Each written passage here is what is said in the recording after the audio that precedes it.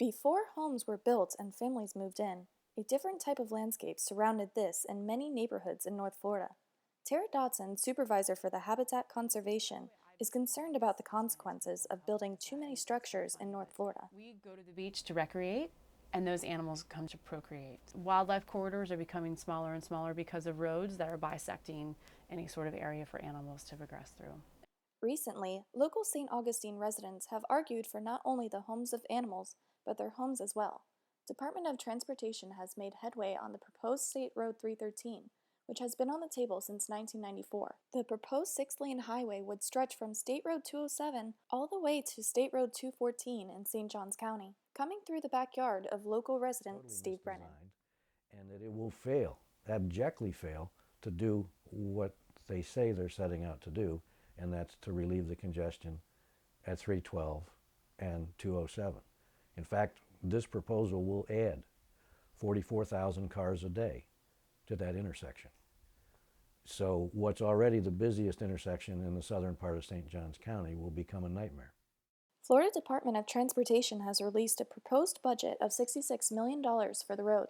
County officials like Tara Dotson see both the negative side and the positive. It's a compromise between user groups and natural resources. Having vehicles in areas such as those with high speeds cause problems for animals that are trying to cross the area. We have a pretty extensive gopher tortoise population, but they're the ones that you always see cruising across the highway that are sometimes squished. But there are measurements that are taken by the county to prevent and decrease any sort of impacts on the beaches. There's not much sense in arguing about it, and you need to smile and be happy about it.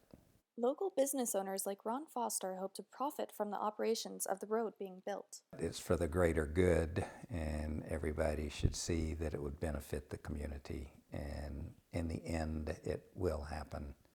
As president of local mitigation Bankstar 4 Mitigation, Ron sees the bright side to allowing such a project to fully begin. It alleviates bad traffic congestion that is there now, and it is a very positive thing. The economic impact would be very, very good, and it is for the greater good of the city of St. Augustine and the county of St. Johns. Like Ron Foster, state and local officials believe the lost land will bring new life to St. Augustine and hope locals will do what they can to help support the surrounding areas. They're starting to get congested. There's a lot of businesses on there.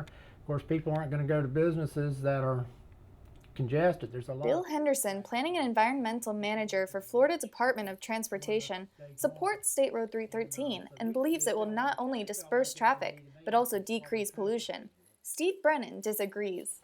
DOT says it's supposed to be a bypass, but what people don't seem to recognize is that the congestion in that area is because it's a destination. People are there because they want to be there, because the county has allowed the permitting process to bring every big box store, such as we have in St. Augustine. We don't have a lot of big box stores. But when you look at it, between Cobblestone and US 1 and 312, you've got Bed Bath & Beyond and Hobby Lobby and Big Lots and Target and dozens of restaurants and the hospital and the medical community and Home Depot and Lowe's is coming and on and on and on. Those are destinations. So those people aren't there because they're trying to get through St. Augustine from Palm Coast to Jacksonville or vice versa. They're there because that's where they want to go.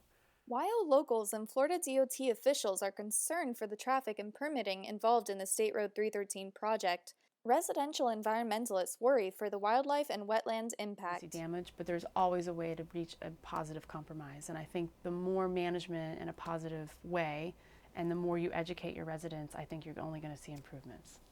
Local utilities engineer and project manager for Public Works, Marcus Pinson, offers these tips to St. Johns County residents to aid in the daily impact residents and businesses impose on the environment.